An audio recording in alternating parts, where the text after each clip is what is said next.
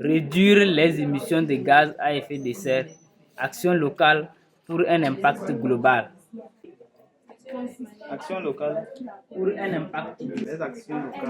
Les actions locales ne peuvent pas avoir. Les actions locales ne peuvent pas avoir un impact significatif sur la réduction des gaz à effet de serre.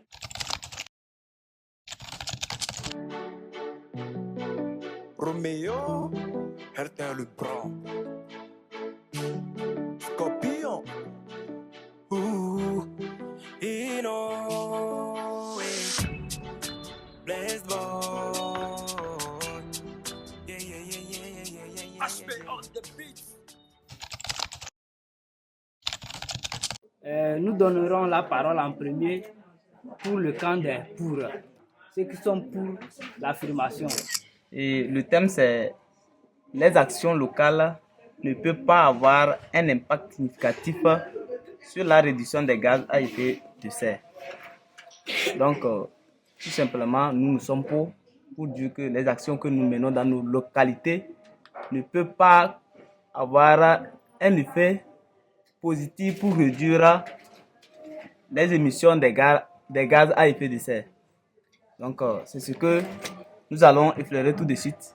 Donc, mon ami à côté va donner son argument et on va évoluer ensemble. Ok, merci de m'avoir donné la parole sur le thème là. J'aurai quelques arguments à justifier.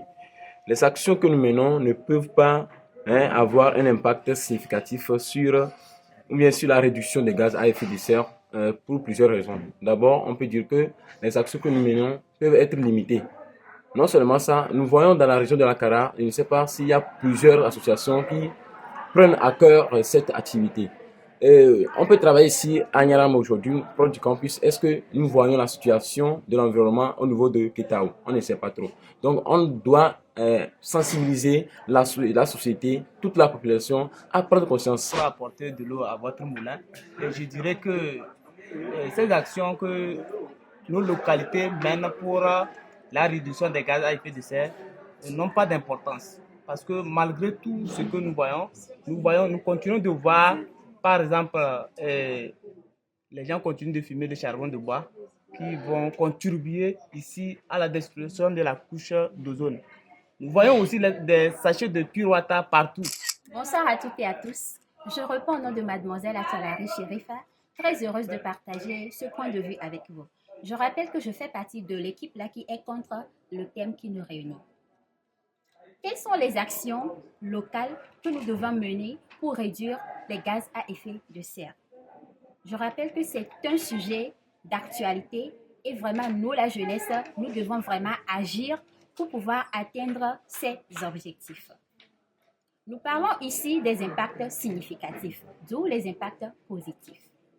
Je tiens, avant de m'arrêter, vous rappeler le fait que c'est une réalité que nous vivons, alors nous affirmons que effectivement les actions locales peuvent agir positivement sur la réduction des gaz à effet de serre. Pour ne pas monopoliser la parole, je laisse la place à mes co-panélistes pour pouvoir donner leur point de vue. Et selon ma position, je pense que les actions locales permettent de réduire les effets de serre, tels qu'en encourageant la politique agricole durable et respecter l'environnement, tel qu'en mettant en place une agriculture écologique et permaculture. Je tiens ma position en disant de promouvoir le transport en commun et les moyens de transport respectueux de l'environnement, tels que le vélo et la marche, pour réduire l'utilisation des véhicules à l'essence et à diesel qui émettent des gaz à effet de serre. Qu'est-ce qu'une action locale? Quand on parle des actions locales, on veut faire allusion à un ensemble, c'est-à-dire à un lieu fixe. Et on dit les actions dans ce lieu, ou bien à un lieu donné, à un lieu présidé, ne peuvent pas avoir un impact significatif sur la réduction des gaz à effet de serre, sur la destruction de la couche d'ozone par exemple. Mais dites-moi, selon vous, comment les actions qu'on peut mener dans une localité peuvent-elles, dans une seule localité, peuvent-elles résoudre la destruction de la couche d'ozone? Dites-moi franchement. Puisque quand on parle de l'aménagement d'une société, de l'aménagement d'une localité par exemple, on doit faire allusion à toute la communauté mondiale pour que au moins qu'on puisse sentir un changement. Mais on ne le fait pas. On prend seulement une petite communauté, un petit lieu, par exemple la devanture du campus, ou soit le marché. Comment une localité peuvent-elles, dans une seule localité, peuvent-elles résoudre la destruction de la couche d'ozone? Dites-moi franchement. Puisque quand on parle de l'aménagement d'une société, de l'aménagement d'une localité par exemple, on doit faire allusion à toute la communauté mondiale pour que au moins qu'on puisse sentir un changement. Mais on ne le fait pas. On prend seulement une petite communauté, un petit lieu, par exemple la devanture du campus, ou soit le marché. Comment arranger ce petit marché-là, ce petit lieu peut contribuer à réduire la destruction de la couche d'ozone, à réduire les gaz à effet de serre. Merci beaucoup. Et s'il y a à parler, nous allons parler jusqu'à la fin. Parce que les gens se permettent de donner des idées juste pour gonfler leur truc. Ce n'est pas normal. S'il y a quelque chose, il faut être fixe, précis et concis sur des idées. Merci une fois encore. Je reviens avec la joie là de prendre la parole. D'aucuns ont dit que si vraiment les actions locales ont un impact positif sur la réduction des gaz à effet de serre, alors comment expliquons-nous le fait que nous continuons de voir les déchets un peu partout, dans les rivières, etc., etc. D'autres ont également dit que est-ce que nous pensons réellement que c'est seulement en se limitant, en prenant juste en compte un espace donné pour trier les déchets, est-ce que vraiment c'est suffisant pour avoir un impact positif sur la réduction des gaz à effet de serre? Je suis là pour répondre à ces questions-là. Où mettez-vous alors la notion de sensibilisation? C'est vrai, nous sensibilisons, mais il faudrait que nous le faisons le plus souvent que possible. Il ne suffit pas de le faire une fois en passant. À travers nos sensibilisations, ceux-là qui ont dit tout à l'heure que les gens-là qui veulent réduire ces gaz à effet de serre, eux-mêmes se permettent d'utiliser les charbons de bois, par exemple. Où avons-nous laissé alors l'autre notion qui est la fabrication des charbons écologiques? Peut-être que vous n'avez pas entendu parler, mais ça existe. Tout récemment, même, je m'en vais vous faire un aveu. Moi-même, j'ai eu l'occasion de mettre en pratique cette nouvelle stratégie. Le charbon écologique intervient également dans la réduction de ces gaz à effet de serre.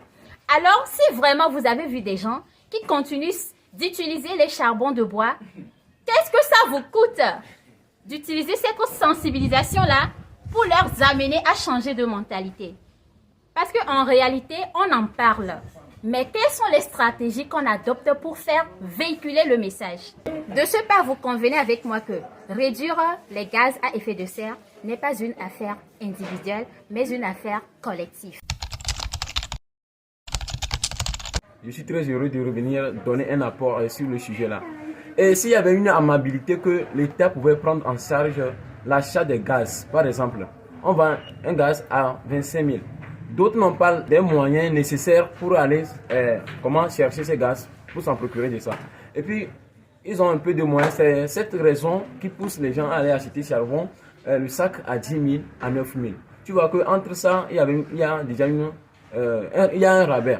Si l'État pouvait voir ce côté, il dit qu'à partir d'aujourd'hui, si tu achètes gaz, tu paies ça 20 000 € de 25 000. Ça aussi, ça va nous aider pour la protection de notre cher environnement. Oui, je reviens encore. Et nos adversaires ici ont donné des solutions pour réduire les gaz à effet de serre.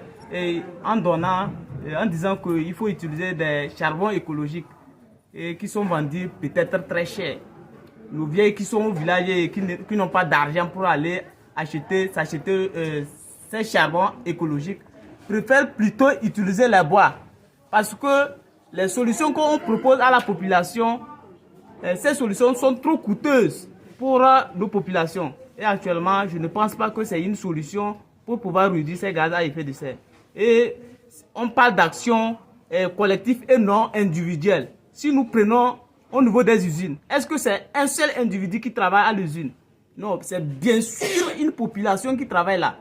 Est-ce que cette sensibilisation-là, ils ont pris en compte? Hein? Donc c'est ce que je trouve que voir au niveau des engins, ceux qui utilisent le gasoil pour polluer l'environnement sur la route, tout ça là comme ça, où sont passées ces sensibilisations? Donc je ne trouve pas un impact significatif depuis que ces actions ont commencé par mener pour réduire les émissions de gaz à effet de serre. Merci. Merci à tout un chacun pour avoir intervenu et pour le débat. Chacun a donné son intervention, son avis et tout. Et on peut retenir que les actions locales peuvent et ne peuvent pas avoir un impact significatif des deux côtés. Et il faudrait une sensibilisation collective pour pouvoir y adhérer. Donc, si j'appelle à tout un chacun de mettre en compte son action pour pouvoir sauver notre planète.